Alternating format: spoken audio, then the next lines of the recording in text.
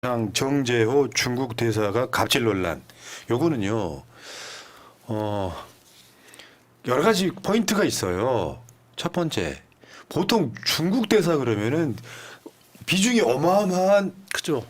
정치인이 가거나 외교 완전 막 외교부 장관 정도 되는 급이 간 나라 중에 하나야. 특히 4대국 대사는. 어느 분야에서든 중국 통이라고 불리는 네. 중국 내의 네트워크가 굉장히 확실하고 다양하다고 알려진 사람이 대사로 가죠. 근데 이 사람은 교수야. 교수를 중국 대사로 보냈어. 충암고 동창인데요. 서울대도 과는 다르지만 같이 나왔단 말이에요. 사석에서 서로 말을 깔 정도래. 야 성렬아, 야야 너 대통령 됐더라. 뭐 요런 사이야. 그러면 이런 새끼를 중국 대사로 보내놓으면 얘가 인격이 돼야 돼. 내가 잘못하면은 윤석열한테 욕먹일 수 있다 싶어가지고 더 겸손해야 되는데 온갖 가치를 어마어마하게 한 거야. 그러다가 결국 신고를 당한 거죠. 특히 평소에 주변 사람들한테 그렇게 막말을 많이 했다고 하잖아요. 인격 비하적인 발언들을. 그러니까 저 사람의 평이 진짜 대부분 그렇더라고요. 그러니까 학교에서도 그렇고 저 중국 대사로 갔을 때도 그렇고 도저히 들어줄 수 없는 수준의 막말을 하더라. 그러다가 결국 터진 거 아닙니까? 그런 면에서는 윤석열하고 공통점이 있네요. 윤석열한테 한번 욕을 들어봤던 사람들은 그거보다 심한 욕은 한 번도 들어보지 못했다는 공통적인 증언을 하잖아요. 그러니까 지금 갑질 논란의 이제 소위 이제 피해자라고 하는 분은 뭐냐면 외교부 직원이 아니야. 다른 부서에서 파견 나가거든요. 그 대사관에 외교부 직원들만 있는 게 아니라 다른 부서에서 파견을 나가요. 근데 얘가 자기도 외교 전문성 없으면서 무리한 요구를 해. 그러니까 관련된 직원이 거기에 따지고 묻으니까 이제 굉장히 이제 뭐랄까 이렇게 누르려고 하는 모습의 녹취가 있어. 근데 그걸로 끝이 아니라 평상시 때도 욕설도 하고 갑질도 하고 이런 상황이 벌어졌어요. 그 면에서도 윤석열이랑 비슷하네요. 그러니까 윤석열한테도 뭔가 보고를 하려 치면은 너 지금 나 가르치냐? 이런다잖아요. 보고를 하려고 하는데도. 그러니까 우리 같은 사람도 그렇다니까요. 이재명 네. 대표 같은 사람들한테 욕 안 먹이려고 그렇죠. 더 사람들한테 친절하게 하고 더 굽신굽신 해야 되는데 호가호위하는 캐릭터가 중국 대사로 가 있는 거야. 그런데 징계 안 한다잖아요. 징계 안 하는 게 아니라 못 하는 거지. 윤석열하고 반말하는 사이인데 징계를 어떻게 해. 그러니까 이게 있잖아요. 주의 정도로 끝나. 기록에도 안 남아. 그러니까 얘는 이런 논란이 있어. 여러 가지 예를 들면 외교부에서 제대로 이 진상조사를 하는데 좀 쉽게 표현하면요. 외교부 장관보다 중국 대사인 이자가 더 높아 있는 거예요. 그러네요. 네.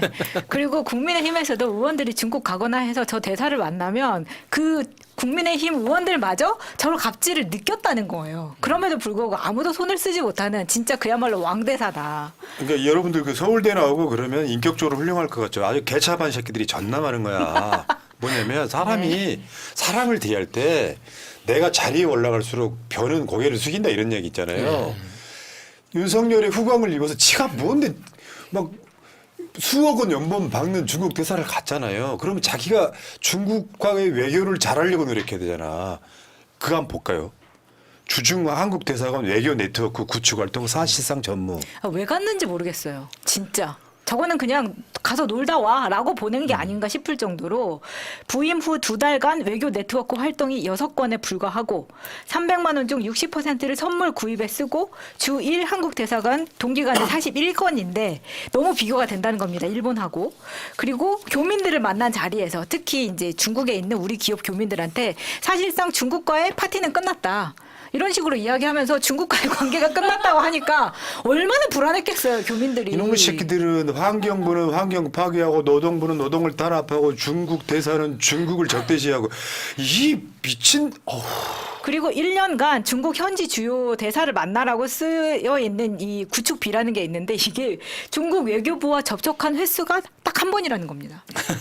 그러면 중국 가서 그냥 이 사람은 놀고 먹고 누워 있는 거예요. 어떤 측면으로 보면 대한민국 정부의 외교 기조를 굉장히 성실하게 이행하는 겁니다. 이게 윤석열이 대통령 취임하자마자 북한이래. 그러니까 중국을 적대시하는 발언을 시작했고 그거에 딱 합당하게 행동한 거죠. 근데 지금 그나마 러시아에 비하면 좀 나은 것 같기는 합니다. 러시아는 완전히 파탄이 났잖아요. 그러니까 이게 이런 게 있어요. 아무리 중국의 적대시 정책을 하더라도 대사로 나가 있을 정도면 국익을 위해서만 뜨면 돼. 국익을 위해서만. 그러니까 지금 윤석열 대가리가 그냥 옛날 대가리라 중국과 싸워서 이길 거라고 생각하는 마인드가 머릿속에 있는 거잖아요. 근데 우리나라가 중국에 수출하는 양이 급격히 줄어들었잖아요. 반중 정책 때문에. 그래가지고 미국에 수출하는 게 중국의 수출량이랑 비슷해졌다고 난리가 났어. 그러니까 황금 시장을 완전히 놓친 상태에서 우리가 그때 비판했던 게 그거잖아요. 아니면 유럽이든. 그때 나토 갔을 때 이원모 그 전용기 태웠을 때 그때 윤석열 따라갔던 현재 기재부 장관이던 이상목이 했단 말이에요, 그게. 중국하고 시장 끝났다. 그러면 인도 시장을 개척을 하든가 네. 아프리카 시장을 개척하든가 대안이 없는 상태에서 중국은 끝났다 했던 거를 중국 대사라는데 윤석열이 친구야 반말하는 사이야. 가가지고 그냥 시간만 쭉 내면서 그냥 쉽게 표현하면 그냥 휴가 즐기고 있는 거야. 이러면 그 자리에 가야 되는 이유가 중국 대사는 반중 정책 이행하라고 가는 게 아니잖아요. 진짜로 반중하면 수교 상태를 끊어. 대사관 폐쇄하고 중국하고 싸우고 그게 더 낫지. 이런 멍청한 짓들을 하냐고. 그러니까 이게 뭐냐면 윤석열이 대선 후보 때 뭐라 그랬습니까? 낙하산 안 내려보낸다. 그렇죠. 그 말에 그런 이야기 했었잖아요. 자기 동창하라. 너 심심하지?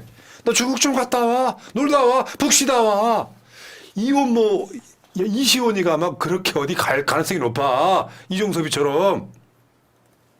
이런 미친놈들이 세금 쭉 내고 있는 거야. 정말 나라가 어떻게 하다 이렇게 됐나요? 진짜 걱정이 됩니다. 진짜 그러니까 걱정됩니다. 생각 없는 그 여러분들 있잖아요. 서울대 나오건 뭐 나오건 돈이 있건 없건 대한민국 사회의 지식이라고 하는 새끼들 중에 상당수 쓰레기예요. 내가 권력이 있으면 더 고개를 숙이고 사람들한테 더 이렇게 조아리고 이래야 되는데 아무것도 안 하는 대사란 놈이 갑자로 자빠졌잖아. 너도 외교부 직원도 아닌데 왜 그딴 식으로 나한테 말해? 뭐 이런 거 있잖아요. 그리고 거들먹거리면서 뭐 그런 이야기는 안 나옵니다만 직원 그 중국 대사관 직원한테 네 자식 어쩌고저쩌고 하는 그 약간 불쾌한 이야기 있잖아요. 아, 맞아요. 자식까지 거론하면서 막말하는. 말하자면 그런 거니. 그러니까 네 자식이 공부도 못하고 뭐 그런 들어본 것 같아.